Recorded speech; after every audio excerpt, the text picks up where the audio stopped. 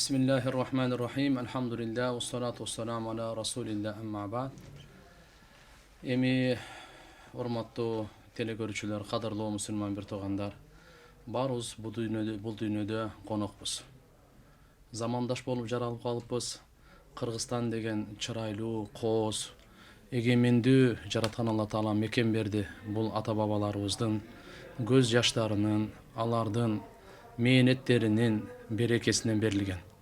Эми бүгүнкү күндөгү замандаштардын мойнунда ушул эгемендүүлүктү бекем тутуп, патриоттук сезимди ойготуп, ушул мамлекетибизди келечекте бүткүл ааламга үлгү катары кылуу үчүн бир топ иштерди кылуу зарыл болуп эсептелинет.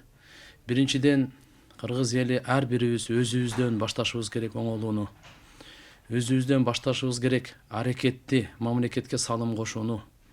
Ошол эле кезде бир туугандарыбыз, кошуналарыбыз, жакындарыбыз жана ушул жерде кандай гана болбосун Кыргызстанда жашап аткан жарандардын кемчиликтерин жашырып, алардын кемчиликтерине туура багыт берип, бирөөсүнүн кайгы келсе кайгысын бөлүшүп, кубанычын бөлүшүп, бирөөнүн жакшылыгын ыраа көрүп, ага азаматсың деп айтып жакшы иш кылганды, жаман иш кылгандарды ал жолуңдан кайт деп жакшы бир жол менен, жакшы бир сөз менен, акыл насаат менен жолго салыш керек. Азыр бүткүл аалам ушунан кеткен учур.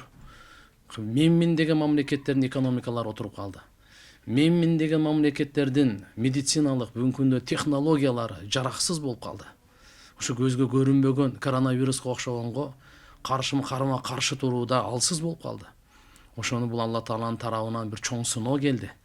Биздин ошо Кудайга шүгүр дейли бир жагынан. Ушундай болуп атат, бирок ошол ааламда болуп аткан нерседен чекесинен Кыргызстанга деле тийбей койгон жок. Бирок ушуну жеңиш үчүнчү биз эң биринчиден биз жараткан Аллага кайрылышыбыз керек. Алла Таала гана биздин башыбыздан бул балени ала алат. Экинчиден биз себептерди ыктыяр кылышыбыз керек. Себептер эки түрдүү болот. Биринчи себеп бул руханий себеп. Ал кайсы? Кичпейилдикти тандаш керек. Текеберленбеш керек. Орой сүйлөбөш керек. Биз пейилибизди, ниетибизди оңдомоюнча башыбыздан бул бале кетпейт. Эгерде биз бири-бирибизди душман көрүп атсак, бири-бирибизди жырткыч көрүп атсак, бири-бирибизди кечире албасак, башыбыздан бул бале кетпейт, күчөйүшү мүмкүн. Ошондуктан биз сөзсүз дегенде биринчи руханиятыбызды оңдойлу. Ар бирибиз өзүбүздү мен күнөөлүүмүн. Мына менен ката кетти. Ушу пайгамбарлар мен күнөөлүүмүн дейт эле. Мен залыммын дейт эле. Күнөө кылбаса дагы ушу менин себебимен ушундай болуп атат. Мен эгерде ыйлаганымда, малымды, жанымды аябастан сарптаганымда ушундай болмок эмес эле деп өздөрүнө каратат да, өздөрүнө карайт. Эки адам урушуп кетсе, сен күнөөлүү деп отурбастан экөөнү элдештириш керек болот. Токто, ким күнөөлүү? Адам баласы деген бул кемчилдиктердин жыйнагы деген сөз. Ар бир адамда ката бар, ар бир адамда. Бирок биз чогулганда гана ошо катаны, кемчиликтерди жоя алабыз. Ошо чогултканга, башын бир кылганга ошол азаматтар бул намаз окугандан дагы, садака бергенден дагы, орозо туткандан дагы адамдардын баштарын бириктирген собо болуп алат. Бүгүн мамлекет бийлик менен элдин, бай менен кембагалдын, ден соолугу жакшы менен оорукчанын ортосунда ажыратпастан туруп баштарын бириктирген аракет кылышат. Бул биринчи. Экинчиси бул материалдык жактан биз бири-бирибизге кол ачыктык кылып, колубуздан келишинче жардам берип, өзүбүздүн ушул жерде колубуз менен, тилибиз менен да жардам берейли.